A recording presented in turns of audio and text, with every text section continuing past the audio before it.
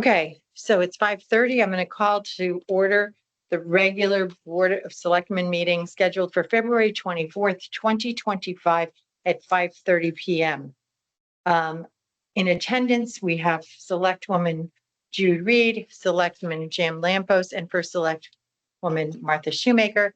We also have various audience members and people who are presenting today. So first, we're going to go over some information items and communications and correspondence so that everybody is up to date. Jude, I just wanted to, I know we have another, well, we don't have another meeting, but yeah, we do next week. But I just have the abutters been told about the person, Paul Lother walking Ben Franklin? As far as I know, there's only one other person at the top of our hill. Okay, So- I just, if you need me to do anything, will you let me know? Or No, I will. I will contact the Whitleys. All right. And then also I mentioned in I think last week, but basically, I was contacted by Tenant Tree Service. They're under contract with Eversource, and they're going to be doing some tree cutting, and that will be taking place, begin removal on March 3rd, and it will be completed by December 31st. So it's going to take a while, but there are 81 trees coming down. They're basically from Route 1, from Halls Road to 4 Mile River Road, and also from 156, 156 to Bill Hill, and from Halls Road, also Halls Road. So there's 81 trees in total. This has been provided, this information has been provided to the Tree Commission. I know Mr. Roberge also received a copy. And basically, the abutters have all been, I guess, have given their approval. If you'd like a copy, let me know and I'll send you a copy of every tree that's coming down. Great, if you want. Thank you. Okay. And the next things that I wanted to mention is we're still looking for people who would serve on the America 250 committee. So if anyone out there is interested, we'd love to have you. I think there's a total of 4 people on the committee thus far, and this is our big celebration of 250 years of being America. And I also want you both to know that our paving for the roads that are scheduled for 2025, we put out a formal bid this year. It's the first time this has been done in many years because it's over $100,000. That's what we're supposed to do. So we did do that. And those are being opened on March 21st here at Town Hall. Do you know how many bidders? It goes out on the state website. Does it? Okay. And we will also be sending this to the person who's been doing bidding, because for some reason he's not on the state bid list. Okay. I also want you to know that later this week, I'll be meeting with Etta Dante and Mary Seidner from LYSB, and we'll be meeting down near the bridge. Mary has been in touch with the Youth Services Bureau over in Saybrook, and together we're working on suicide awareness. So as you remember, last year we had someone who went over the bridge and was sitting there, and luckily we had a wonderful state trooper who talked her off the bridge. But they're putting up these signs, and I've made them both for you. But basically these signs would be posted near on both sides of the bridge, and the signs are being paid for by a grant through the state, and the signs actually are being delivered this week. We just have to make note of where they're going to be. The only thing the town is responsible for is to pay for the poles to put them up. Okay. So we'll be doing that. The other thing to let you know is that we had a request from someone to provide a sign language interpreter to our meeting for Thursday night. So Katie has made arrangements for the American Sign Language Services. And I just wanted to let you know this is Cost of this is approximately $600 for the evening. It will depend on how long the meeting lasts, but what we've contracted from 6:15 till 10, and it's $125 an hour, because they requested it. We did reach out to other towns to see how they handled it. A few other towns have had it request in the past. Some have had requests for some other types of accessibility, and they gave us information moving forward, what we could do. Also for communication, I received a very nice thank you note from the Flow Grizz for helping to sponsor them or supporting them in the amount of $7,500, which they received January 31st of 2025. I also received a nice thank you note from the Lime Academy of Fine Arts for their check that they received on the 30th for $10,000. The Connecticut Audubon Society also sent us a nice note for their contribution that they received on February 10th. Notice how the mail travels at different rates of speed on the same street, $6,500. And then the other thing that I did receive, and this is a request to let them know, but we need to remember that the Old Line Band is celebrating its 50th year this year. And even though, as he said, this is a group of musicians from middle school students to senior citizens representing communities all along the shoreline. It's not just the Old Lyme, but it is the Old Lyme Town Band. And they're just going to be playing an anniversary concert at 7:00 at the Old Lyme High School, and certainly hoping that we will be there. And one of the things is they're going to be introducing a commissioned piece called Impressions of Old Lyme by Anthony Susie. It's based on 3 paintings at the Flo Grizz Museum. What is the date of that? I know it's 7:00, but April 26th at Okay. 7, and it's at the high school. Great. And they're also, of course, planning some summer concerts. And then I also received communication from the CT Visit. Thanks to Mr. Lampos, he put out a request and we received a grant for $500 to work on the transit hub, this solstice stone. Yep. So that is also something that we received. And Jim, I know I sent her back the W-9, but I will make sure that it went back. I also have 2 updated copies for you. You both received emails from Rick Drake, and he provided me with a new printed copies the other day because some changes were made. Great. So that's everything that I have. I have, of course, been CC'd on much correspondence about the Halls Road overlay, some pro, some con, some in between. And I know that both of you have been CC'd on most of those as well. So is there anything for either of you on information, communications, or correspondence? I have a couple. Jim, you? I just received, I know that we all received something from Lenny Cordo. I received also some private communication from him about his concerns Okay. with Sunview. I've received another follow-up from Linda Marsh and the people who live around the Black Hawk River regarding the possibility of having an ordinance on that area, so hunting would not be allowed in the future. So I'd like to follow up on that with either Devon or the state or DEP or us, or however we can prevent that for the next hunting For season. duck hunting. Yep. The other, I received 3 communications from Charlie Meek in December and January directed to the town hall office. And he sent them to me and said, Jude, I've written 3 times. I don't get any responses. So I don't know if he's got the wrong address. And usually it's about road safety, traffic safety, things like that. And the third It thing. may be that Michelle is sending those to the Road and Safety Maybe. Committee. But he's sending them to the Selectmen's office. I had a couple of people ask me regarding the Halls Road hearing on Thursday. Because it's the Board of Selectmen who is the applicant, is there a possibility that the Board of Selectmen can extend the hearing if there is not enough time for public comment? I know we're expecting a lot of people. We could discuss that under under Okay. general discussion. Great. Jim?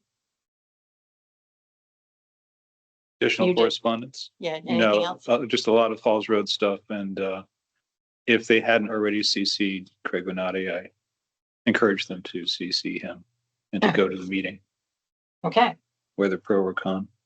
great. The next thing on our agenda is public comment. Is there anyone here who would like to come up for public comment? We'll do, those people who are online, we will ask you after we go through the people in the audience first. Sorry, RE any subject, this one? Yep. Yeah. Would you like me to come up with? Sure. Is it safe? Oh, come on, we're a friendly group. Right. If you, Jim, will you turn that around? So Yep. that- Perfect, thank you. And just state your name and your address for our Well, secretary. that's where it gets dangerous, see. I know where you live. Yeah. Rick Drake. 20 Ferry Road. It's nice to meet you. I'm sorry. Nice to meet you. You too. Thank you. Obviously, there's been a lot of activity in the town, RE development the last few weeks, months, years. And I think there are two new initiatives, not that you all don't have plenty to do already, that we might want the town to consider, that I think Halls Road may have shown a light on. And one has to do with interagency communication, and the other has to do with best practices. RE interagency communications, obviously the HROD has a design guideline in it. Interestingly enough, the Historic District Commission had already written for themselves a set of design guidelines. And there's no apparent relationship between what has been drafted for Halls Road and what already existed in another town agency that obviously has the community's respect and does a pretty good job. Mhm. So it raises a question, and I sent Jim a note about this. Before 9/11, obviously there was conversation. After 9/11, there was conversation about, in the run up to 9/11, the FBI didn't know what the CIA was doing. The CIA didn't know what to, et cetera, et cetera, et cetera. So I think it might be worth taking a look as to whether or not each of our agencies knows what the other agencies have in place for some of these subjects, particularly ones devoted to community development. And because it's an interagency oversight sort of look, the conversation probably starts at your table as opposed to individual agencies, otherwise, the conversation could be raised with HROD and then with HDC and then with zoning and so on and so forth, as opposed to a unified approach of everybody talking to everybody about standards that are being applied across the board for design and development. Which brings us to the second topic I think that might be worth looking into, which is best practices. The HROD says a lot about how folks are going to be asked to perform there, but it raises questions, I think, about the town-wide application of what the design and building industries might refer to as best practices. Mhm. How stormwater is handled, how buildings are designed, how insulated are they, all sorts of things like that are captured under best practices. I've looked in sustainability is one easy one. I've looked in our regs for some significant black and white language, RE sustainability, and I can't see it. Now that doesn't mean that I haven't missed it. I may well have, but my fear is that we're not operating at as high a level of sophistication and knowledge as a town in design and development and planning as we could. And we might want to look at that and see if there's a better way to get all of our agencies up and united on best practices for planning, design, and construction. So that's it. Thank you. Okay, goodbye. Thank Bye. you so Thank much you, for Rick. coming.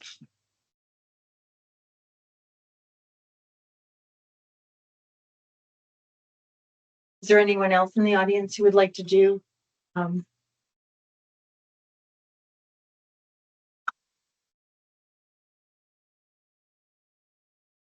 Hello, Dan and Howard. 35 Ben Franklin Road. I'd just like to follow up on what Rick said. And I think it lends to the thought that we might want to consider rolling the Halls Road proposal into the 2-year review and rewrite of our zoning regulations. Sustainability is a big thing now, and to update everything, it would make a lot of sense to pass that on to the I forget the name of the company that's actually FH1. FH1, yeah, that they, which I would imagine they do anyhow, but reiterate that's a concern of ours moving forward. That's all, and that a moratorium be put on the Halls Road, any sort of zoning decisions until the rewrite is finished. It only seems to make sense. Thank you. Thank you. Is there anyone else for public comment? Yes.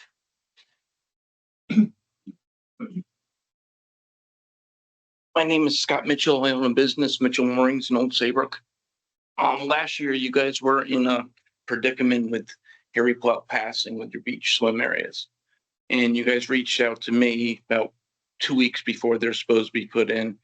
And I was left with a mess of swim lines from the previous year. And yes, they were put in late. And yes, like I told everybody that stuff was going to fall apart because it was so worn out. This year, I've been trying to keep in contact with the Harbor Management Commission, Park and Rec, Don Bugby, Park and Rec. I was told by the Harbor Management Commission and other people that they're in charge of the swim areas. I've been trying to keep in touch with Don. I gave him a contract, bid in December. Mhm. And come to find out that I guess your harbor master asked certain people, and it wasn't me, about putting a bid on it. I didn't know anything about it until word of mouth. I have a copy of the email. You're on it. Yep. That went out. I never got it. Well, it went out on January 21st. And you are listed here for your nc.master@hotmail.com. Yep. And it didn't kick back. Okay. So the requirements changed a little because of the new moorings, but I will be in touch with you. Okay. Because the thing that was confusing to me is one majority's telling me that Park and Rec's in charge of it. Mhm. So I'm here with something not even to do with you guys, really. But I've been trying. I tried to find out without getting an answer. Scott, I will be in touch with you tomorrow, and I can cover this under general discussion at the later, but we're really during public comment. We don't try, but I just, Sure. want you did receive, and I will be more than happy to give you a phone call tomorrow if you'd like to talk about it. Okay. more. I appreciate it. Thank you. Yep.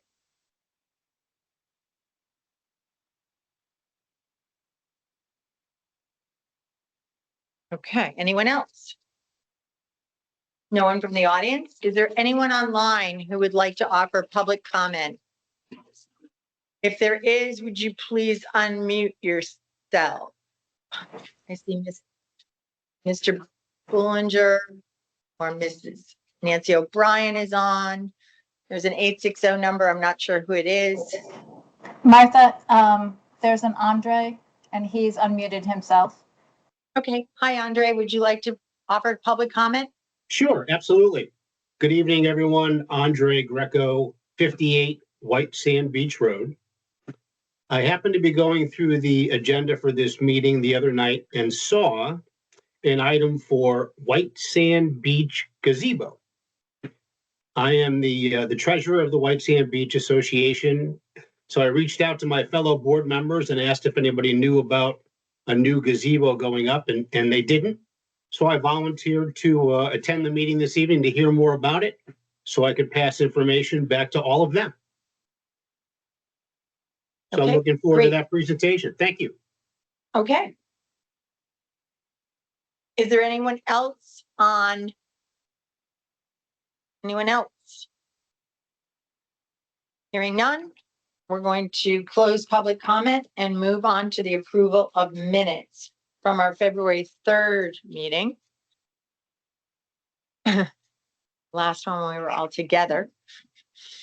I have a couple of changes on my end. Under water pollution control, section B, John Flick's name is spelled incorrectly. It should be John, not Jogn. Under tree commission, Fred and Joan are both 3-year regular members, it's not a 1 year. So it's just changing from 1 year to 3.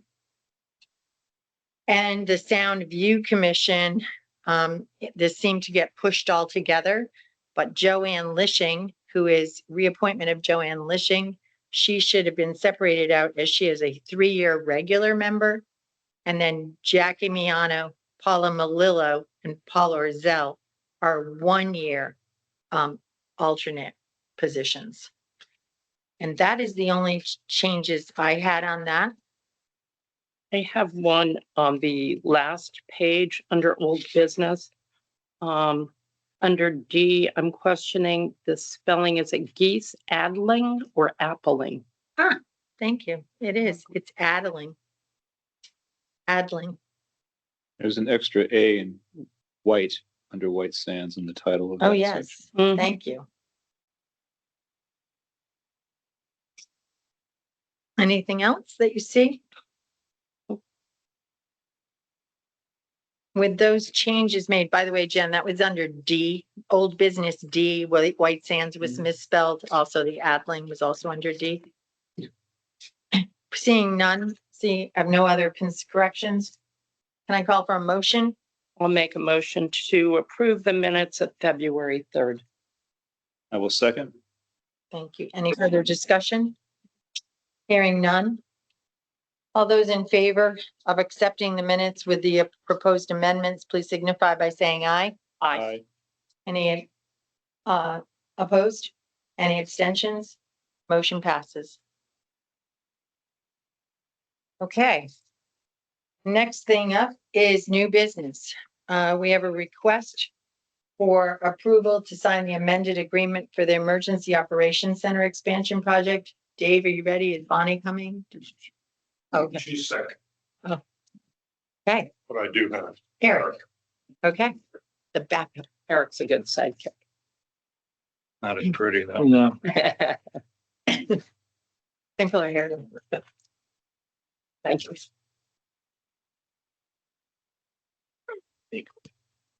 you. Well, as you know, the building committee has been moving forward with the design build arm of Newfield Construction and Point One Architects. We're at a point now where we finalized our construction design drawings, and we're at a point where we're ready to go out to start construction. Newfield did a scope review of all of the drawings, and they came up with a construction cost estimate of about $66,000 less than what we originally looked at or came up with when we started with the design development. Did you say 6 or 66? 6,000. Okay. So looking at this, we're looking to have the Board of Selectmen allow the first selectwoman to sign into the addendum, the amendment contract with Newfield to continue forward with the formal estimating or formal bid process and construction. Any questions from either of you? No. No? Yep. Okay, so I guess I need a motion from this board to approve the me to sign the amended agreement for the Emergency Operations Center expansion project with Newfield Construction. Do I have a motion? I'll make that motion to sign the agreement for the amended bid. for the Emergency Operations Center project. Did you? Second. Thank you both. Any further discussion? Hearing none. Paul, all those in favor of me signing the amended agreement for the Emergency Operations Center expansion project with Newfield Construction signify by saying aye. Aye. Any opposed? Any abstentions? Thank you for the timeline. Motion passes. Thank you very much. Okay, Mr. Olson, I think you can stay with us because you are up next. No, I'm good. At this time, though, I would like to amend the agenda because it's an emergency. Mr. Olson brought to my attention this afternoon, we're having an issue with our town hall boiler. Oh, okay, so we're talking boiler here, not. No, we're gonna do both, but I would like to add under B, I'd like to add C or B1, whatever we want to call it, because it is something that just showed up on our radar this morning. So I would like to include town hall boiler under new business. Can I have a motion to add that, please? Make a motion to add town hall boiler to our new business. Okay, I'll second. thank you. Any further discussion on that? Hearing none, call for a vote to amend the agenda to include the town hall boiler underneath White Sand Beach gazebo project. I'll signify, if you agree, signify by saying aye. Aye. Any opposed? Any abstentions? Motion passes. Okay. So let's do the beach first, because we need some sunshine and good. No, it's I'll not. give all you business, these, first is. Thank you. Just a breakdown of costs. Second was an email from the engineer, the structural foundation engineer, with his estimated costs. So as you're probably aware, last fiscal or the last budget cycle, the Board of Finance approved $95,000 to replace the pavilion down at the White Sands Beach, since it's been there forever and is in much disrepair. So that started the process this summer of how we go about replacing it and costs, and that it's not just picking up the gazebo that's there and putting in plopping down something new. There is state guidelines that we have to follow. Got that information through Eric Knapp and through Mark Wayland on what we needed to provide to get the permitting with the state. Spoke with our civil engineer, Nathan Jacobson, to start the process. They began the process with a site survey. It was deemed that this is a VE 14 zone, high flood zone for the area, which then brought us to DACO, which is this foundation structural engineer. They started their process and we got to a point where he developed that cost estimate that's in front of you, which is well over the $95,000 that was approved. So Martha wanted me to come to explain this all to you, where we're at, and to see, do we stop where we're at right now and just the minimal expense compared to the 95, or do we have DACO finish out the whole process so then we could at least go out to bid to see if the numbers he provided are accurate or if they come in under that. We can't go out to bid unless we have a full set of plans from them to do that. So that's where we're at. And the $35,000 will include the bid project plans, correct? Which 35,000? I'm sorry, it's like the total engineering cost. You Yeah, put so- together the bid package for us. Yeah, so if you look on the third line there, the DACO cost of 12,500 would be a full set of plans that we could go out to bid. We could use those to go to zoning and to deep to get the approvals that we need. The 5,000 just above that is a placeholder. We've only spent $1,800 to date to Jacobson, and we shouldn't have any more expense with them because they basically finished their site plan work on that. So we could be all in at roughly, 12.5 plus the, 1,800, just under 14.5, and we'll have a full set of plans.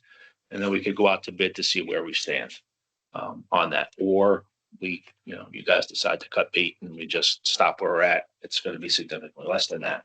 But we won't be able to know a true price on replacing that pavilion. If anyone's been down there, that pavilion, did some repairs on it last year. It's every year it gets repaired.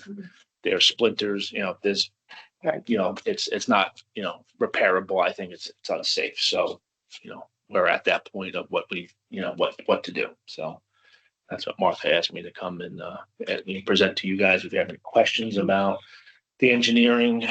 It seems like a big number, but because of that flood zone, the foundation that we want to put in, it can't move. It has to, basically withstand 1,000-year flood.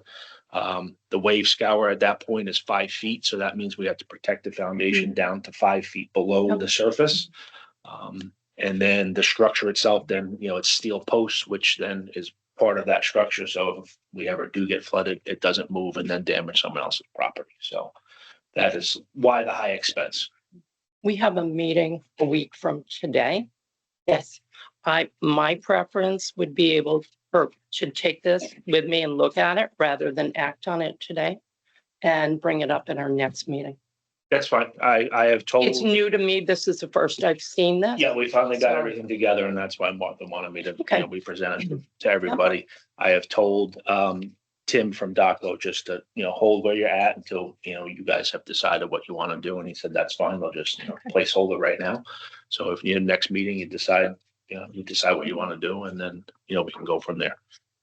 On that. So Eric, 1,800 is what we've spent so far. 1827 is the only thing we've spent so far. We do obviously owe some to DACO because they've done some Right. work. Part of that work is gone down to the site. They have done 2 tests. They drilled down 40 feet to see, what they would hit. They didn't unfortunately hit oil, so we're out of luck there. But they didn't also hit ledge, which would have been nice if we hit that. So there is some expense. I don't have a bill on that just yet until we decide if we're stopping or moving forward. Thank you. So I'll just, in reviewing this with Eric, also with Tim, Don Bugby, I think the one thing that we have to come to conclusion is that the gazebo, the way it is right now, I do not think it's going to be able to be repaired for the summer, and therefore it probably will not be able to stay up because it would be a liability for the town. We can supply some picnic tables, whatever, to get them through. Somebody suggested umbrellas. That's possible. And we can talk to Park and Rec Commission on how they feel best. But my personal feeling is that we go ahead with the engineering. We don't have the money to build it, and we wouldn't have time to build it now at this point anyways, before the summer. But my thought is to get the engineering done, be able to go out to bid, and then be able to present it to the public at a later date to say this is the new pricing.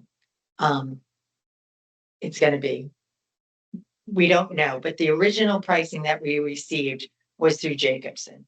And that's where we got the 95,000 to request. That's what their estimate was. And so now we know that's low. Yeah, and this could be high.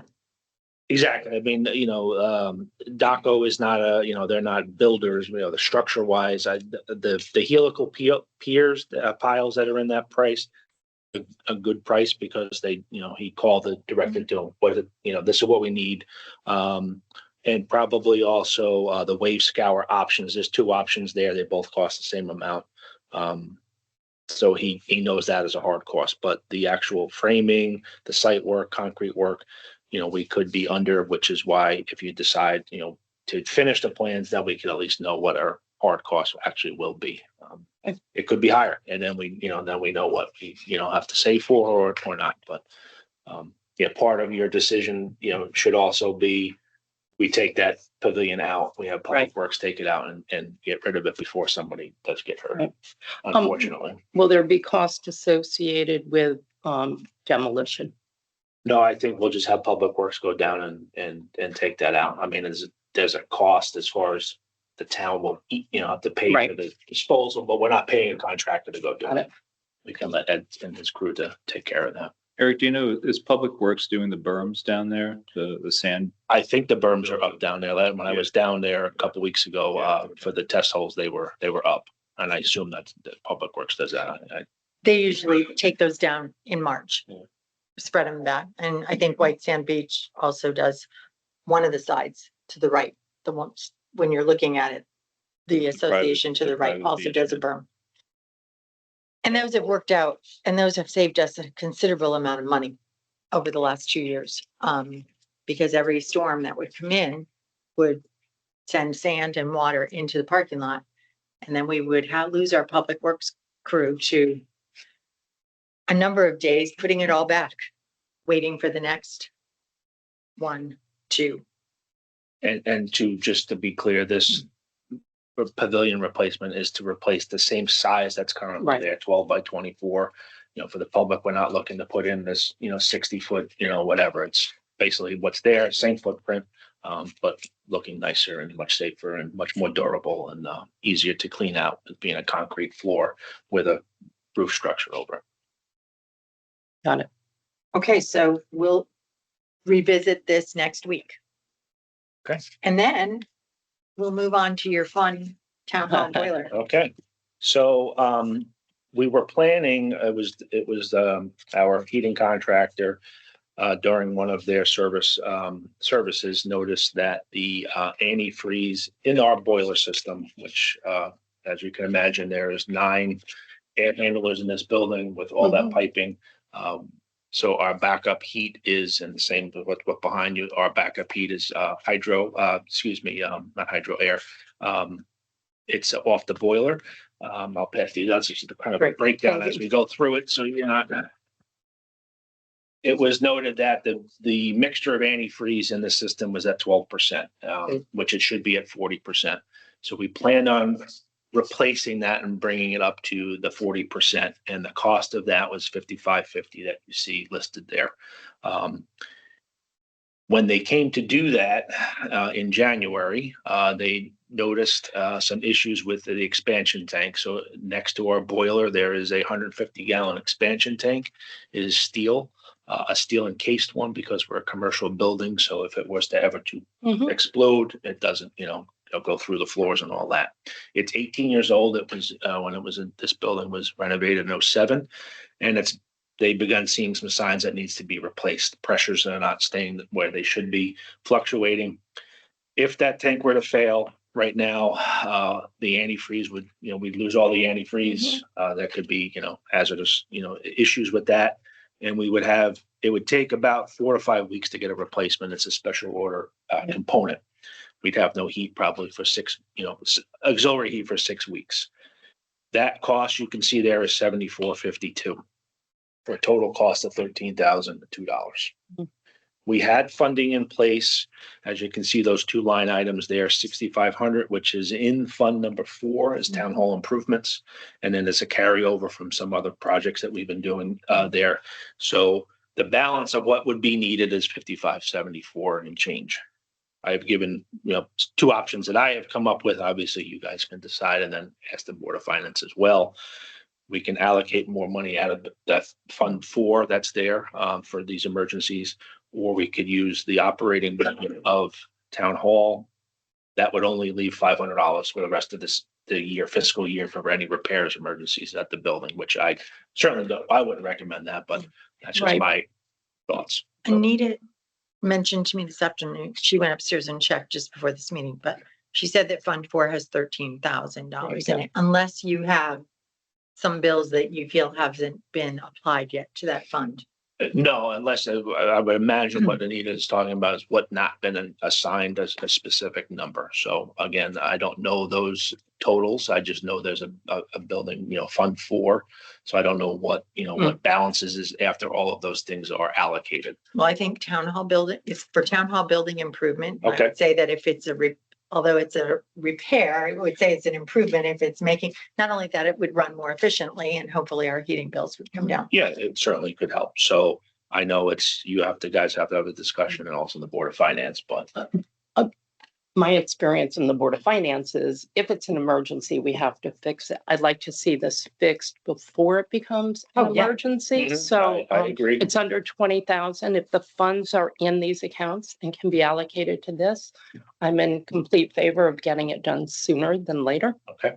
And the antifreeze portion of that, the contractor, if we do it all together, he feels that number will come down because some of the original, just doing the antifreeze, when it was just the antifreeze, Mhm. was going into that expansion tank. So now it's kind of, we're mixing more of it, so that number should come down. So we should Right. see a little bit Volume. savings there. So it may Okay. not be a total of 13,000, but worst case scenario, that's what we're looking at. $12.99. Right. It might be, it would save a couple dollars. So, any questions or other None. concerns? No, but I will bring this to, I think you're coming tomorrow night to the Board of Finance. I can if you, no, tomorrow I can't. I cannot Okay, make the meeting. that's tomorrow, fine. But, I'll bring this just to the Board of Finance attention so that they know that we're going to fix this. okay, all right. And Yeah, I agree. We should be proactive. I mean, in my experience, my restaurant is 20 years old and that's the magic number. All the Right. major systems are starting to. Yeah, it's that time. Do you need a motion Have on to that, take the Martha, hit. or you're just referring it to the Board of Finance? I don't think we need a motion because the funding is approved for those types of things and I'll check with Board of Finance, but I don't think that we do. If they need a motion from us, we'll do it next week, but Do in it the on Monday. meantime, Great. put our contractor on alert. I'll Yeah, have an so answer it- for you tomorrow night. Okay, that'd be good because it will take, about a month to get that component in. So, Okay, great. okay, all right, thank you. Thank Thanks, you. Eric. We appreciate it. Okay, next up is appointments. I have a little bit of new information. Joanne DeCamillo got some new, well, not some new, but this is both of you, that's two-sided. Thank you. But David Luddington, please excuse the spelling, but it is correct. And Emily Griswold, who were Good. a little, David is applying for a new position on the tree. He has attended a meeting and he has spoken to Joanne. I do have a letter from her to say, I approve the appointment of Emily Griswold for a 3-year term as a regular member of the Tree Commission. She's a valuable resource and enthusiastic volunteer who interacts with everyone in a friendly way. And she also wrote, I approve the appointment of David Luddington for a 3-year term as a regular member of the Tree Commission. He attended our meeting on Thursday. He is looking forward to becoming a member and immediately volunteered to help us with researching information for an upcoming event in April. I know them both. I think they'd both be great members of the Tree Commission. And Emily has served on the Tree Commission for a number of years. 13. That's great. Okay, so can we have a motion to appoint Emily and David? I'll make that motion. I will second. Okay.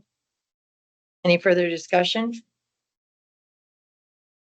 Hearing none, call for a vote. All those in favor of appointing Emily Griswold and David Luddington to terms as regular 3-year terms, regular members of the Tree Commission, please signify by saying aye. Aye. Any opposed? Any abstentions? Motion passes. Thank you. Okay. Next up is the zoning commission, which I had forwarded to you in a packet for February 10th. Unfortunately, Jim, you were not with us and we did not get to this. So we have 4 people who have applied for alternates on the zoning commission. And we had a letter from Mr. Rozell, which I believe you had. Do you remember reading it? Do you want to read it again? Let me take it. Because I know you haven't seen this in a bit, because you were out.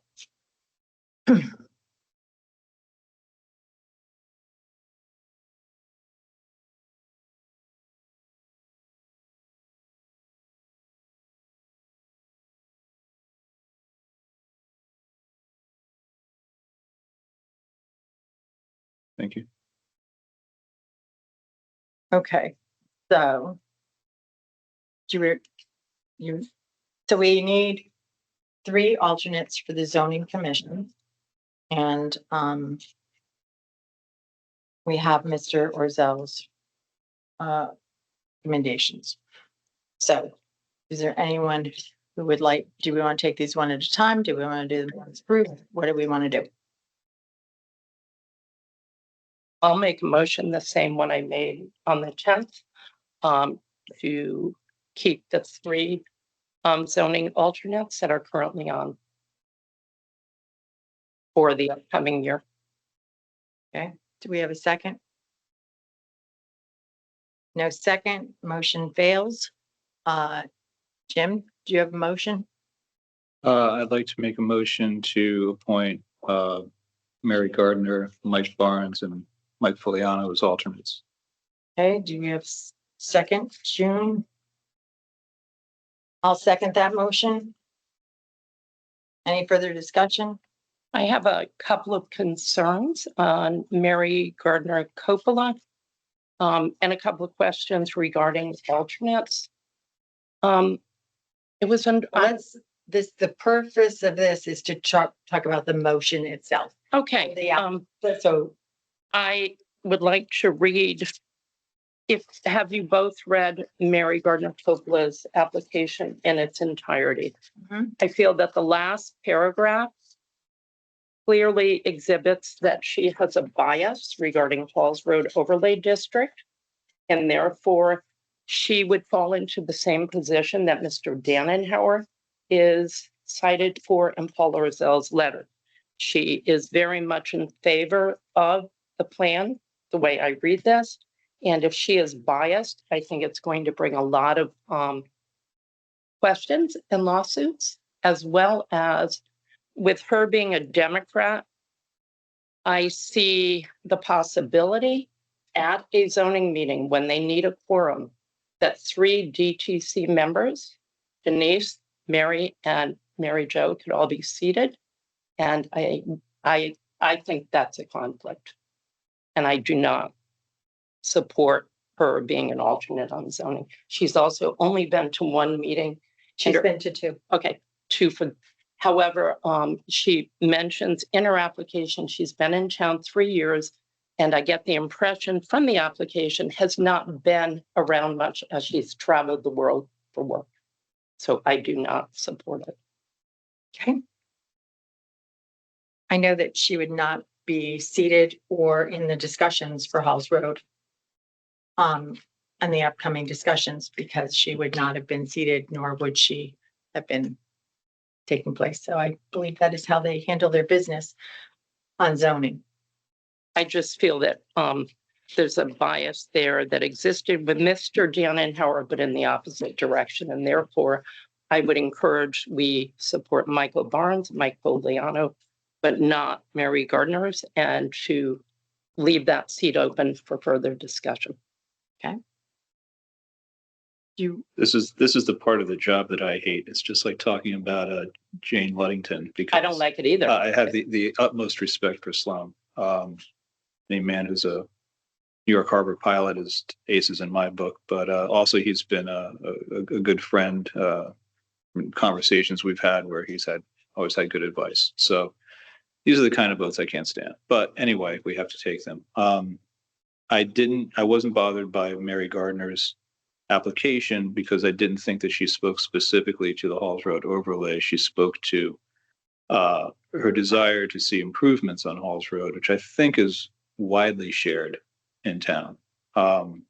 If she spoke to the specific overlay, that might be one thing. I mean, when I ran in favor of Halls Road and I ran against sewers, but I had to stick with it with sewers and vote for them on this board, just because that's the way the cards fell. And the only thing that, I kind of agree with Paul. I was surprised when Sloan decided to kind of pull himself out of the mix from zoning and become an advocate, a very public advocate for this position. It's absolutely his right. I understand he does it out of caring, and he's, and his perspective is compelling. But to take yourself out of the mix at this stage to become a public advocate, I thought was a little unusual. So I would go along with town council's opinion on that matter. And that's the reason for my vote. I think also that she doesn't clearly state that she's in favor of Halls Road Overlay District. What she does say is that she feels that there is practical planning for the future is failing to receive serious consideration to prevent Old Lyme from suffering. She doesn't specifically call out that she's in favor of the entire overlay district. So for that matter, I also appreciate all the hard work that Sloan's put in, but in this case, because of their zoning council and Mr. Rozell's conversation, I'd have to agree with Jim and move forward. So, any further discussion? Hearing no further discussion, I'll call for a vote. All those in favor of the amendment on the floor to appoint Michael Foliano, Mary Gardner Coppola, and Michael Barnes to one-year alternate positions on zoning, please signify by saying aye. Aye. Aye. Any opposed? Nay. Okay, and no abstentions. Okay, we move on to the next one, which is not good news at all. So about a week ago today. Was it a week ago today? Feels like, I don't know. It might have been two. No.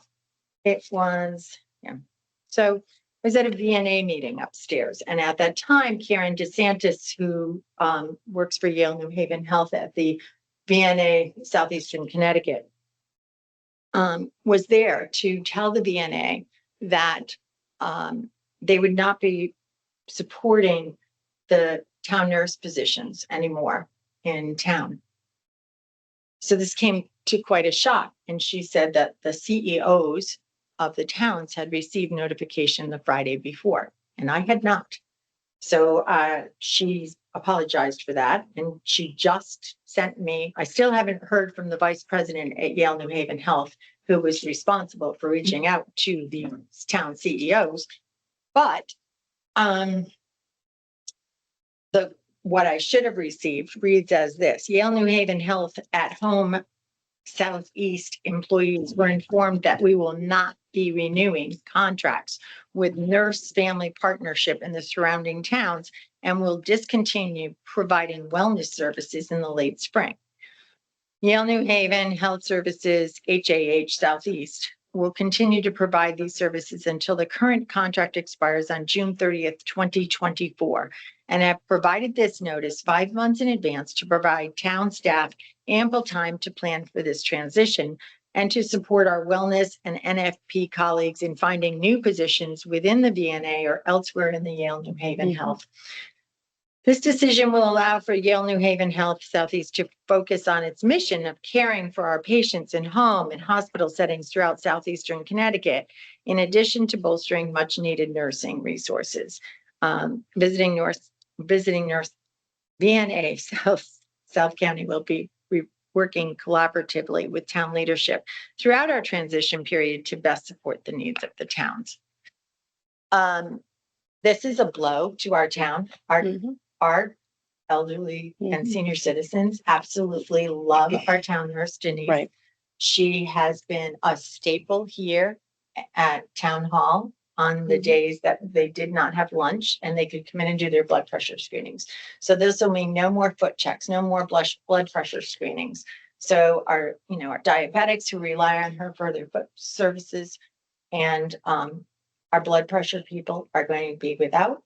No more flu clinics for the town. Well, that'll be also go away. So VNA was shocked that this was happening. And so Sarah Gleason and I have been in constant contact over the last 2 weeks. And they're looking at all their options of what we can do. We, of course, have a new senior center with a beautiful nurse's office in it that we would like to put someone there.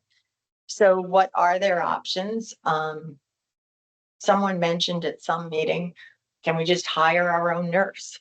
I'm not sure how that would work, if it would go through VNA, their funding. Of course, we provide them funding as well through our budget. So this is all going to have to take place.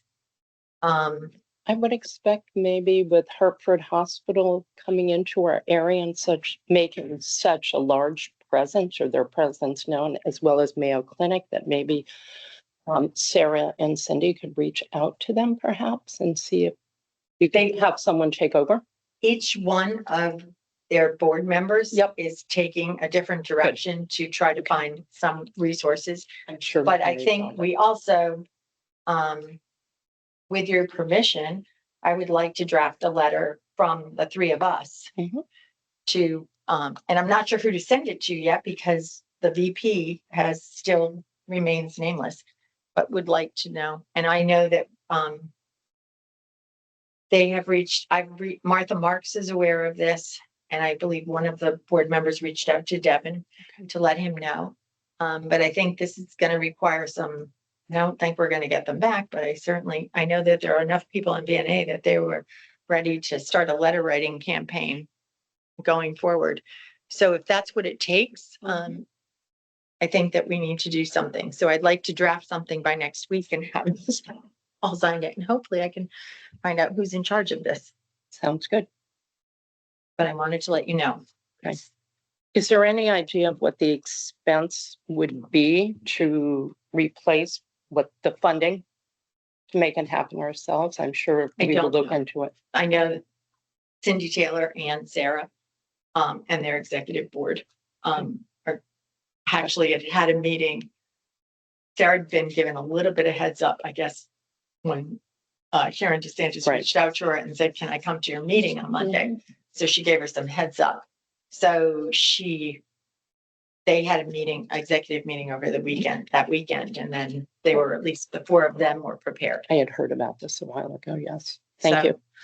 Okay. we're moving forward, but if you hear of any ideas, Of reach course. out. Yep. All right, the next one is budget updates, just so that, we have another meeting with the finance board tomorrow night.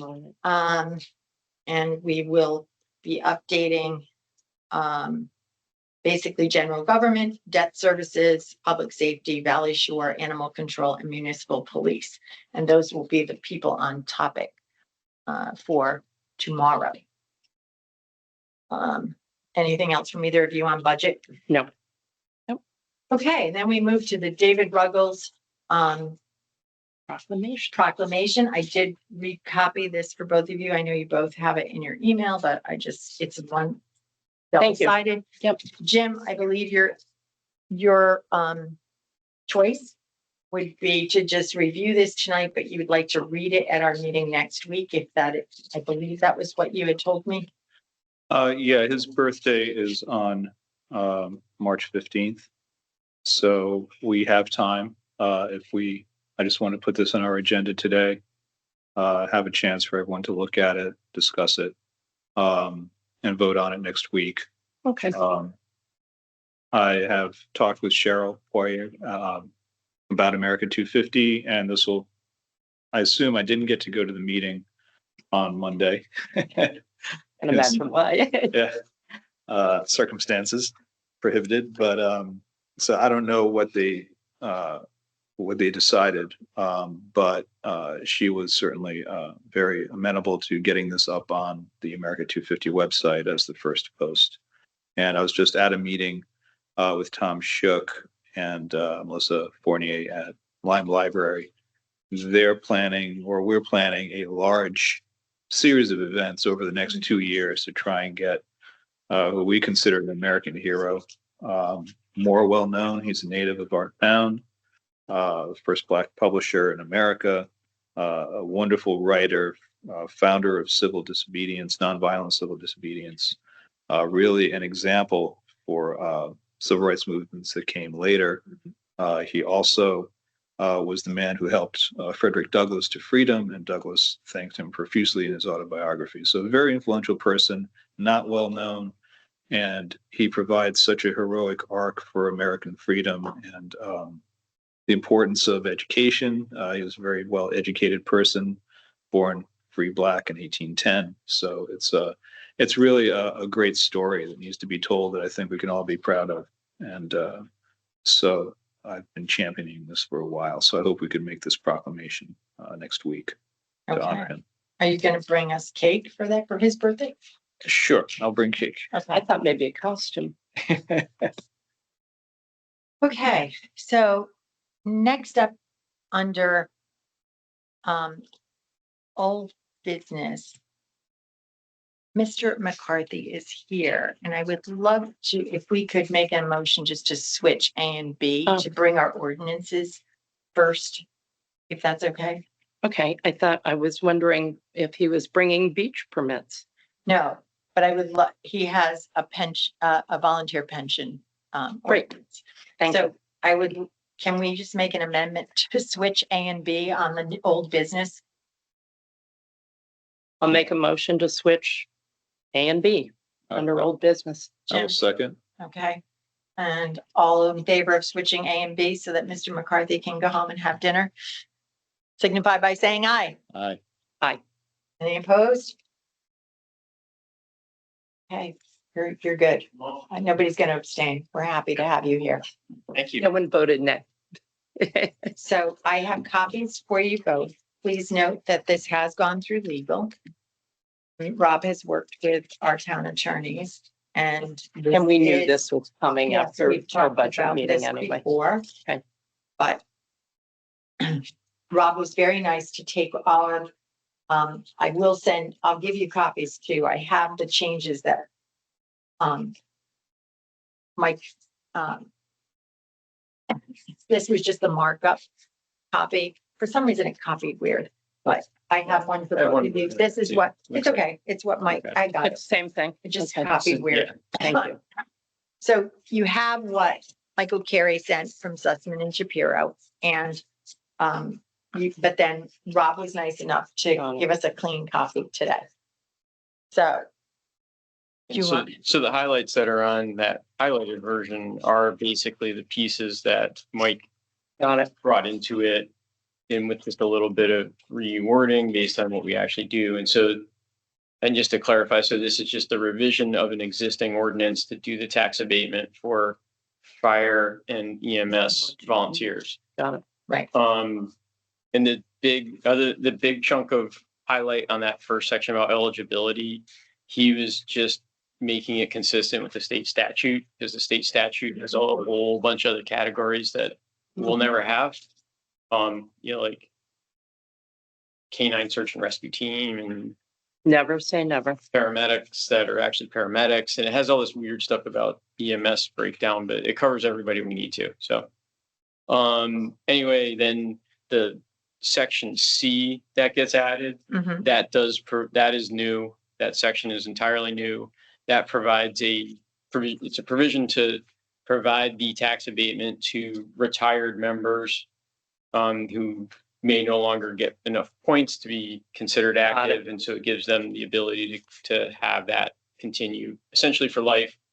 And just to kind of give a little background on that, that originally wasn't in there.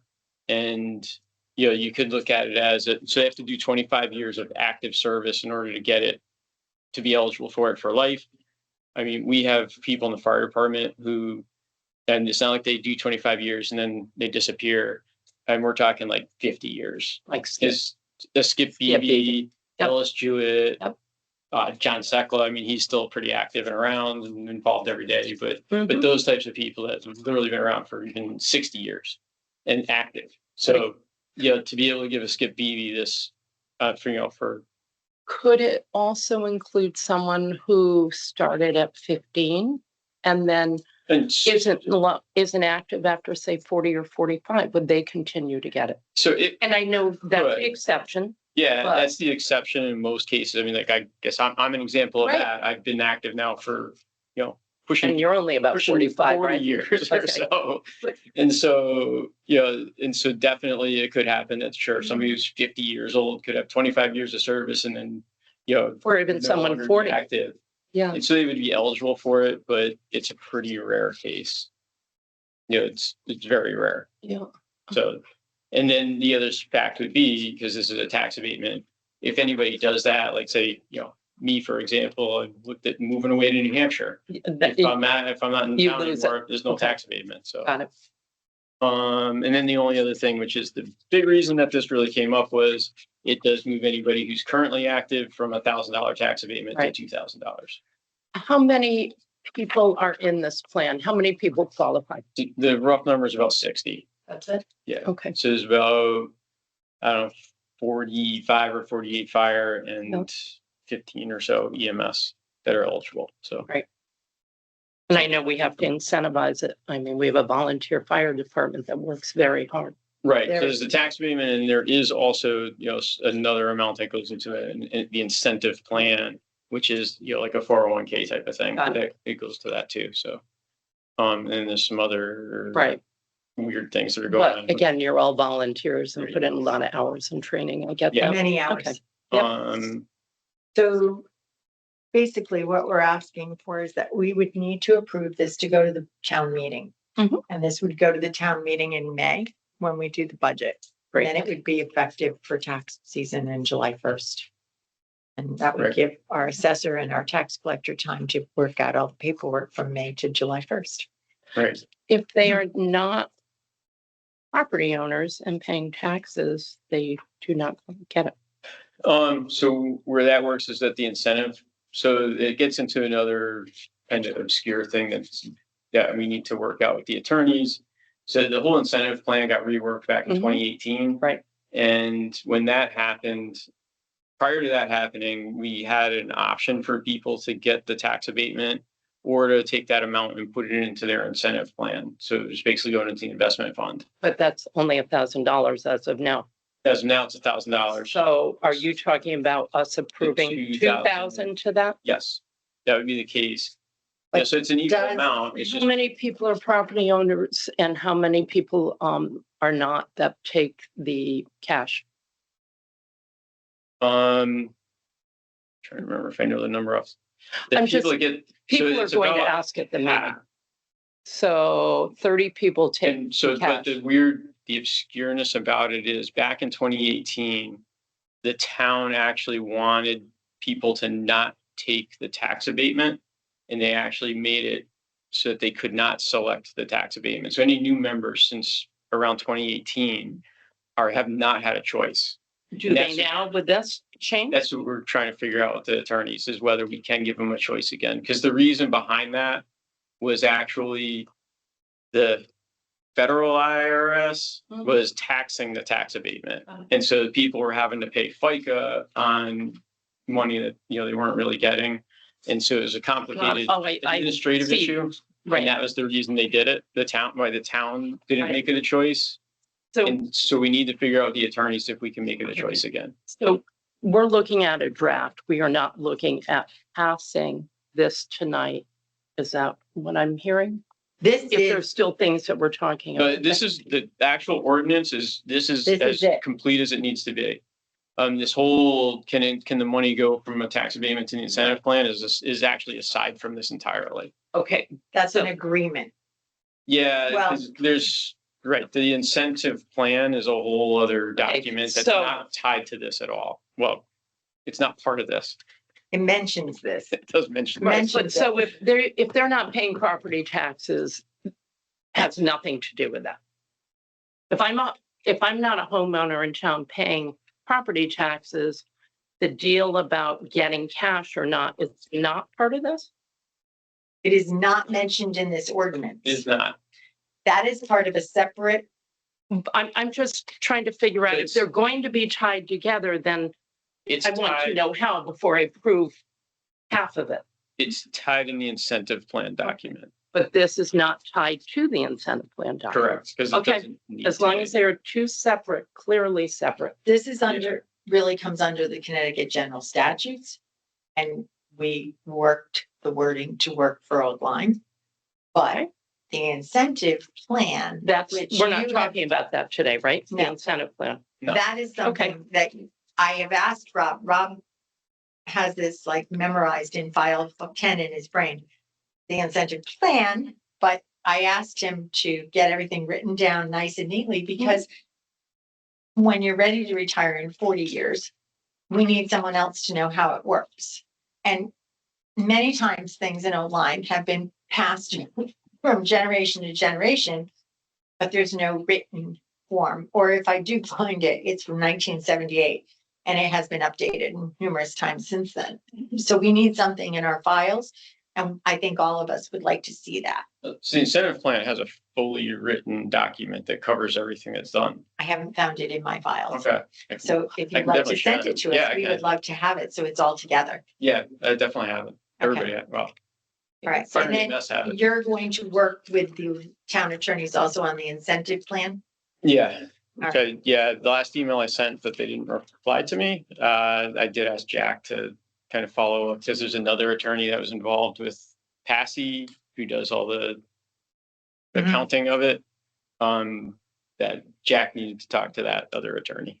So all I ask is, Jude, if you don't, we don't have to vote on this tonight, but if you want to wait, but all I ask is that we get this on Oh, the May absolutely. agenda, And we're not because- approving it. The town will approve it. Right. Okay. And I think that the most important thing, I'm just trying to backdate our May meeting, the May town meeting to, I don't even have the date in my head at the moment, but we need 2 weeks prior to Mhm. that, because we have to get the legal notice. No, I'm happy to read it carefully and try to digest it. I just don't want to miss something that I think somebody else is going to ask about at the meeting that we don't have an answer for. Sure. I'm Yeah, and there should be pretty no need to change this. Right. It's just more just how things are tied together Got it. aside from this. And we And- would ask you to present this Sure. because you know it best. Okay. At Probably has it at the memorized. town meeting, we Mhm. usually ask whoever's sort of been at the helm of creating or the document or rewording it, Okay. be there. So Okay. put that on your calendar. I'll send you the date. to And you. thank you for doing the work on it. Sure. Yes, thank you so much. I really appreciate the updated version today. No problem. So do you want to hold off on this till next week, Jude? I would like to read it. Sure.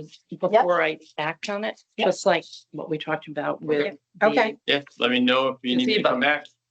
Or I don't think so, but I'm usually around, so. I'm not as quick a read as Jim is.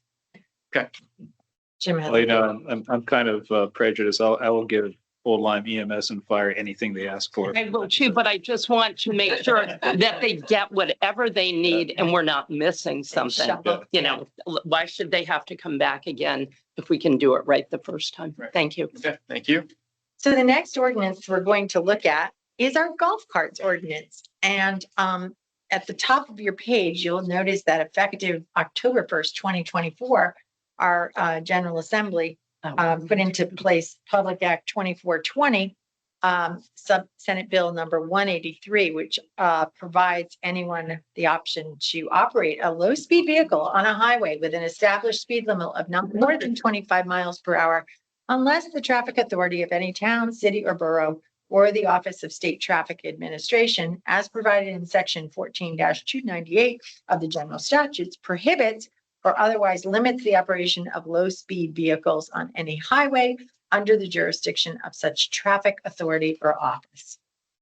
So, I think I need more than one evening to read this. so what I did is there were 3 files. There were 3 files in the office on Yep. golf carts. There have been, so I'm trying to, consolidate all of this.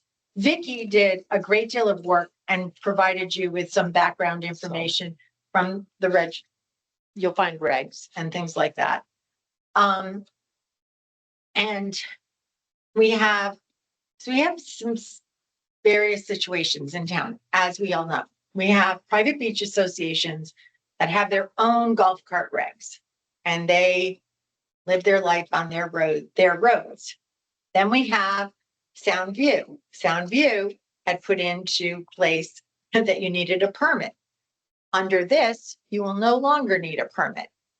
So last year, Soundview sold permits for 3 years. They'll have to give back some of the money that they took in because they don't need a permit for this year or next year. So those permits will be null and void. How much were those permits? $75 for 3 years, $25 a year. Okay. And that does include. They made sure that those golf carts were inspected every year Mhm. and that they had a flag on them. And there were rules. And I think some of those rules were good. And that's included in here as well.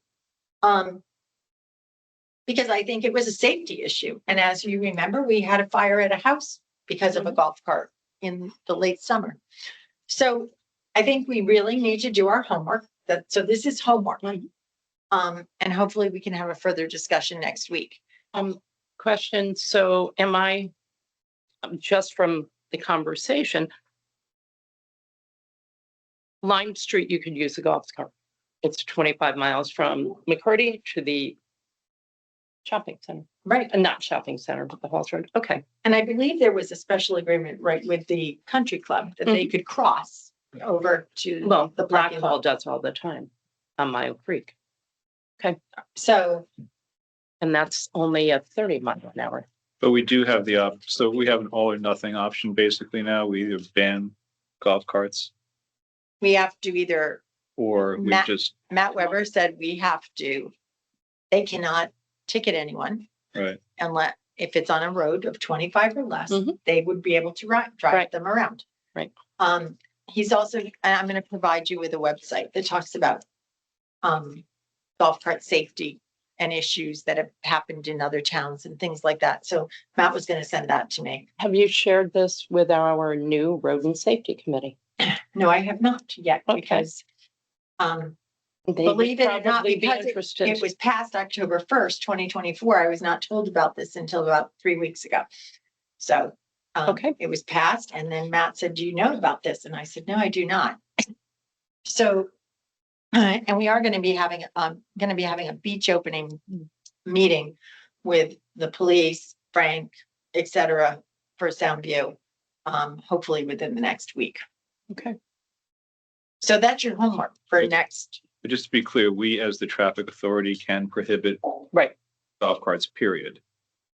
But if Except on private roads, Well, correct? except on private roads. Yeah. But if we don't do that, then it's just kind of, Yeah, it's wild, wild it's west. wild And west. it also comes into play that Hawks Nest is of course different in the fact that Hawks Nest uses those are our roads. We've accepted them. Now, Hawks Nest had an agreement that you could go this way on the road. Right. I don't know which direction Yeah. it is, but they could go on the short roads, but they couldn't go on Hawks Nest. But really, and that's in, some of that information is in here. But that's just impossible to do if you're going to because to get to their little parking lot that they use on private property, Mhm. there's a gate up because part of that road is I think it's Columbus Ave. And that is gated at one section because part of it is Hawks Nest, part of it is Miami. So this comes into play with them. Nancy O'Brien spoke with me today and she needs to know because the person who leases to them wanted to know what's going on with the golf carts. So we need to help everybody see this eye to eye and provide safety. So I, as the local traffic authority, get to make decisions, but I certainly would not do anything without the input of this board. Okay. So And- Monday it is, we talk. Yep, so we Long have some meeting Monday. light reading for the Weekend. weekend. The next ordinance that I want to chat with you about is Frank had sent us an email back in December Mhm. about some changes he wanted to make to ordinances. And I have included for you in this packet the The parking lots. Yep. paperwork that the private parking lot members use. Those are the last 2 pages. But Frank had a lot of changes that he wanted to make in these sections. Okay. So I think we have to really go through this ordinance, which is Mhm. also included in this. Again, this is homework. But I included his whole email. Do you think, Martha, it would behoove the Board of Selectmen to have a meeting similar to our budget workshops, but make it ordinance workshop? It might. Because we have there's a lot here to digest and we have to take it either line by line, paragraph by paragraph. And I don't think it's something we can do just taking home and reading and not discussing with each Oh, other. I definitely think there's discussion. Yeah. I've tried to highlight a couple of things. Thank you. Areas that anywhere there's a little arrow that you see I is saw this. where, Frank, are you bringing us? Oh, Oh, it's book. Wow, thank you. I don't know if you can carry heavy things. We're gonna have to bring it back to the. Under 10 pounds, Jim. So that is, another ordinance that needs to get Okay. approved in May, so we can move forward. Actually, really need to get it done because Well, if Michelle's we- gonna be. After this Halls Road hearing Mm. comes to an end, wherever that may be, let's work on this. Okay, so here's the next one is our facility. I sent you the facility usage form I got it. Yes, it's right here. in your email, and this is attached as well. Yep. So our safety committee was having a meeting and they noticed that we have this ordinance that talks about drinking on public property. And we have some buildings where people do have some drinks occasionally. And this ordinance Mhm. says you cannot Right. do it. Could I ask you who is on the safety committee or how is that made up?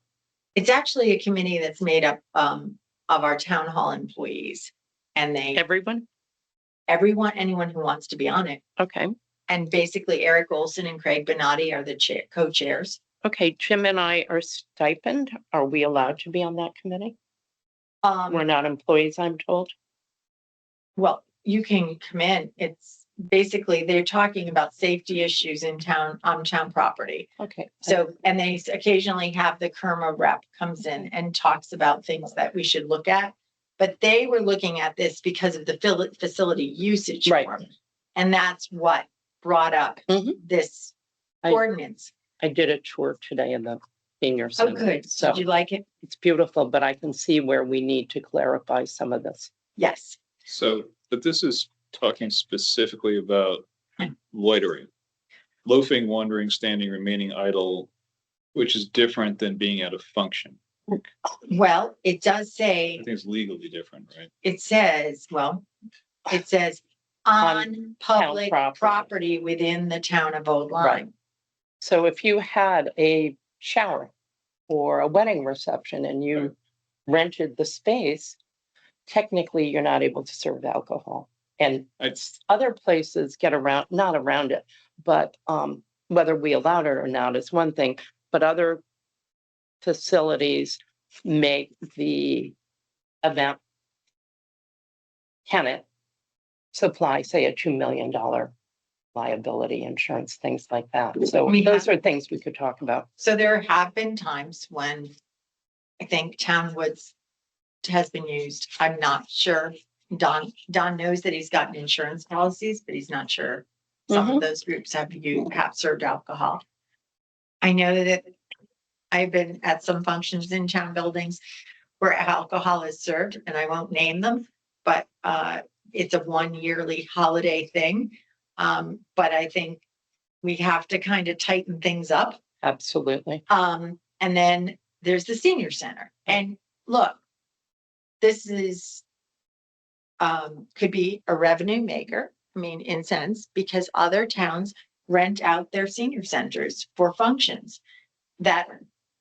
And I think David Lom and I are of the I think we're on pretty much the same page that we'd have to take in like a $250 check for deposit Easily. easily because, and once the event's over, you're not gonna, and then we would return the check if the building is returned in Well, would they be renting the facility, not just giving you a security to hold it?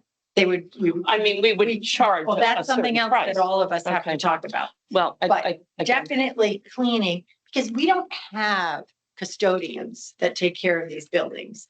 We have people who work here and take care. but I mean, we could give them, Blackbird- we could get them a vendor list and Right, say, no, it's, Blackburn comes in and cleans here and we'll clean the. I sink. meant for the person having the event. It could be a requirement I that you think pay what- to have it cleaned. Well, I think normally what we would do is just say that we'll have our cleaners come in after the event and we'll pay them extra. And we'll Okay. figure out from Blackburn what it would cost to come in out of rotation. Mhm. So that is where we would be. Okay. So again, noodle this and you decide how you wanna Okay. handle that one. Any more ordinances, Martha? No, that's your homework for tonight. And then I just wanted to talk about the return check fee. I believe we had various people pop up with pricing for Mhm. what we wanted for Yep. non-sufficient funds on return checks. to have that sort of clarified so that I can bring it for you as a new policy. It would be a policy, not an ordinance. It doesn't need to be voted on in town meeting. I need to know what amount you think you would like to do. I thought in our meeting minutes, it said we had agreed on 40. Then I heard 45. Oh. So I wasn't sure. And I wanted to clarify. I've never seen it come in at 45. If you decide that that's what you need to charge to cover the cost, I'm asking for, I'm at 40. 40 is good. okay. Do you think we should vote on that?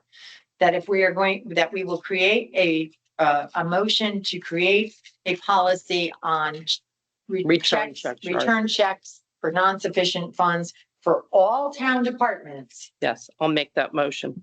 I'll second. Okay. Any further discussion? Yep. Okay, $40. All those in favor of this policy being created, signify by saying aye. Aye. Any opposed? Any abstentions? Motion passes. Thank you. That's the end of that. And then we did the parking permit, and I do want you to know that Michelle has ordered the stickers, and those, we're just waiting for the Okay. The bill, the draft to come back to us for approval. the proof. And we decided on 30, we're gonna stick to the $30 and we're doing one per car. And then they're going to work out their magic on how we work that into the application process this year. Okay. After hearing all that, we can move on to Selectmen's general discussion. Jim, you holding up okay? Yeah, are we going to discuss facilities usage? That's part of that process. Okay. That's So- gonna be- I mean, really That's and gonna be truly, next it's week. not just that, that policy for alcohol comes into play with the facility usage. And then, we would also have to put in, and I talked to Don Bugby today too, about do we take the senior center and make it a separate form? And he said, he didn't really think that we needed to do that, but we probably have to make some changes on the back as to far as what's acceptable and what's not. But, it's a beautiful, I think you agree, it's a beautiful facility. It is. And, the furniture is supposed to arrive in Already. Hartford around April 18th. Mhm. And then they put it, what has to be assembled, they'll put together, there are two Mhm. upholstered chairs that are gonna be a little later because there was some special material ordered for them. So those will not be ordered arrive on time, but I think we can get by with two less upholstered chairs. Okay, so if we've gone through all that and everybody's good, we can go into Selectmen's general discussion. Jim, would you like to start? Sure. I would like to profusely thank Old Lyme EMS for their service. They're phenomenal, top notch, super professional, and really were there in a time of need. So my eternal gratitude to their service. They are a great group of We're people. very lucky to have Yeah. each and every one. Yep. Is that it? Oh, Okay. yeah. I have a couple, Martha and Jim.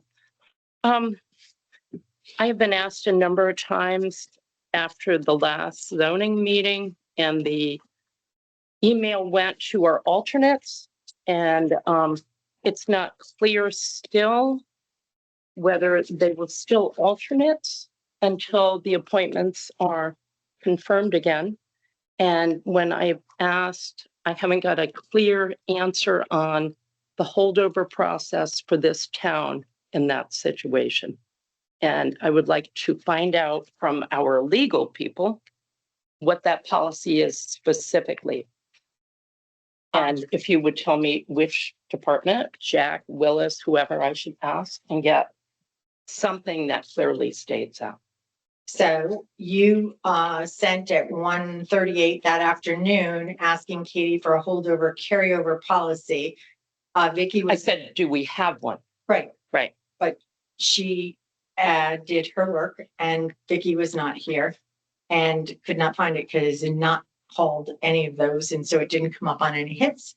And it's called a continuation agreement or something like that along those lines.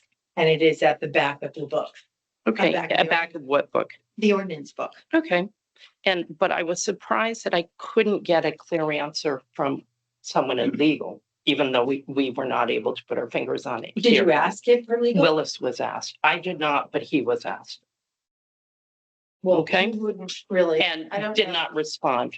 He's- Okay, He responds only to zoning. 'Cause okay. He's not our town. Okay, council. that was my question. So there is a continuation policy that's in the back of our ordinance book? Mhm. Okay. How many copies of the ordinance book do we have? It's online. Is that, okay, just checking. Mhm. My other questions, Tanamaheg Landing, we are 3 months from Memorial Day weekend. And we had sort of indicated to the public last year that we'd like to get this resolved in July, and then it was the fall. We thought maybe in January. I feel like we're being strung along, for lack of a better word. We're not. And you had communication with the lawyer last week, so you know that he's going to meet with us. Eventually, yes, He said as soon as. when he returned from his trip. Yep. Okay. And he gave so- you the date of his return trip. So as soon as he does, we'll set up an executive session. Great, thank you.